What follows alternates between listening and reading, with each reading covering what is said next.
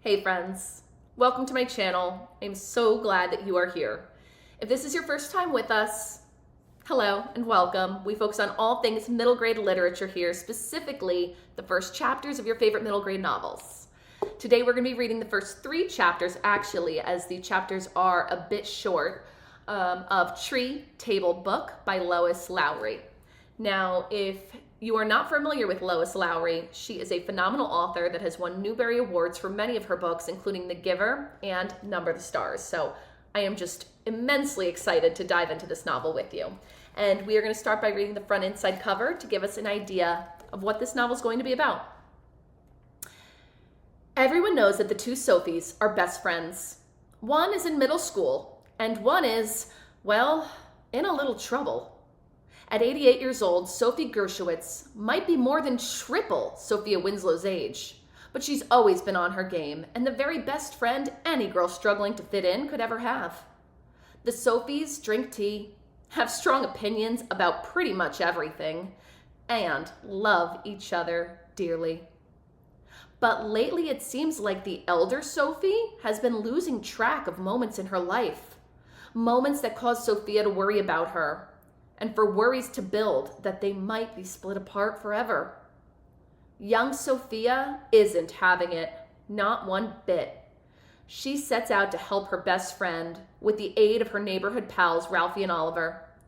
But when she succeeds in opening the floodgates of elder Sophie's memories, she finds that there is more to her beloved companion than she ever could have anticipated. Lois Lowry once again showcases her mastery in this unforgettable tale of friendship, in a work that stretches from a war-torn country to a quiet New Hampshire cul-de-sac, from old homes back to new, intertwined with touching moments of levity and poignancy. Lowry demonstrates the value of sharing and making memories. All right, let's dive in onto those first few chapters, beginning with chapter 1. I am going to tell you 3 words. I'm choosing them at random. Listen carefully. This will be important. House, umbrella, apple. Remember those. I'll explain later. Chapter 2. 1. Last night after dinner I threw up and eggplant came out of my nose. My friend Ralphie Mariani announced. I pondered this. Okay, I said. Next. 2. My father was born in an Italian village on the side of a volcano, and once there was ash all over his baby carriage. Yeah, go on. 3. There was a huge spider in my sister's bedroom this morning, and the cat grabbed it and ate it. Easy peasy. 1, I told him. 1 is a lie. That was so lame, Ralphie. I've heard about your father's volcano a zillion times, and everybody knows that Piccolina eats everything. Of course she would eat a spider, so the nose barf is a lie. Yeah, you're right, Ralphie said with a shrug. I gotta think of better truths. Are we even now? No, I'm way ahead, Ralphie. 18-7. You think I'm getting better? Maybe a little. Keep working at it. It's just this game we play. 2 truths and a lie. Ralphie is not very good at it. He is quite smart in school, actually. We're in the same class. But, well, I'll describe it this way. If you were to go down an alphabetical list of Ralphie's genetic markers and you got to S in the alphabet, you would find a strong science gene. Not surprising, because his dad is a doctor, and I think those things can be inherited. Then you would also find a gene for shortness, also probably inherited. Dr. Mariani is maybe 5'6", shorter than my mother, and Ralphie is shorter than that, shorter than me. I think he has some growing time left, but he is not ever going to be a basketball star. But you would find no gene for subtlety, not in Ralphie. And the 2 truths and a lie game requires some pretty subtle thinking. The secret is to think of bizarre, unbelievable truths. Well, here, I'll give you an example. 1. I am going to be 12 on my next birthday in September. 2. My middle name is Henry, even though I'm a girl. 3. My best friend is 77 years older than I am. The lie is number 1. My birthday was actually this month, a week ago, July 22nd to be exact. I just turned 11. But I bet you guessed one of the others, right? Because they both seem so weird and unbelievable.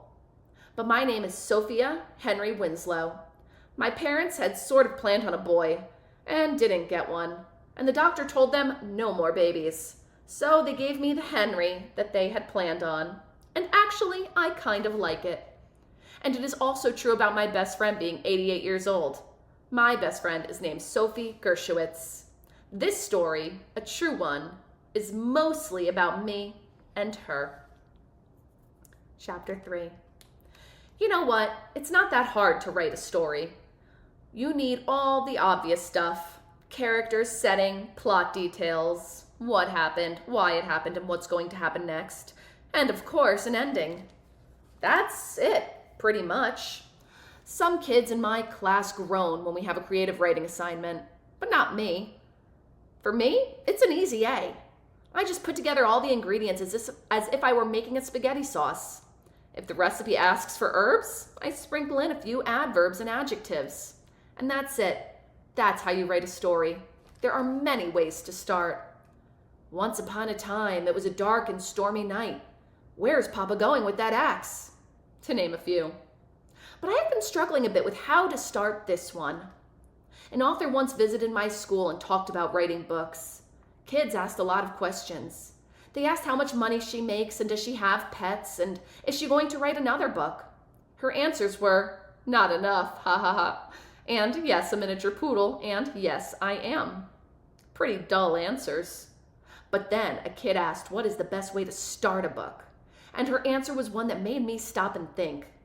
She said, begin on a day that is different. I suppose in a way she's right. One night Max puts on his wolf suit, makes mischief, and yikes. That's a different day for sure, and it's the start of where the wild things are. One day is different because it's the day that Mr. and Mrs. Mallard started looking for a place to live, and ta-da, you get Make Way for Ducklings. Each of those stories begins on a day that is different. But isn't every day different? Even the most ordinary days is different from the one before. For example, on Sunday, I wore flip-flops all day. But Sunday night on 60 Minutes, they talked about Lyme disease, and it made me nervous. So yesterday, Monday, I wore sneakers and tucked the bottom of my jeans into my socks just to keep the deer ticks from getting at me. So the day was a little different. Also very hot. And today, Tuesday, an ordinary day. It didn't seem at all different except that I had just overheard a conversation that made me angry and worried. After that, I started having a vague thought about the empty house across the street. A dilapidated house, shabby, actually a little scary, but one in which you could hide things, keep them safe. And then in part, because of this very secret, very unnerving thought, the day became different. And so this particular story begins. To start, I will tell you about the characters, the two people involved. There are others, of course, but the main ones are me and Sophie Gershowitz. All right, that is the first 3 chapters of Tree Table Book by Lois Lowry. If you enjoyed this first chapter Friday Read Aloud, please consider liking and subscribing so you can be notified every time we have another first chapter Friday available. And until next time, everyone, happy reading.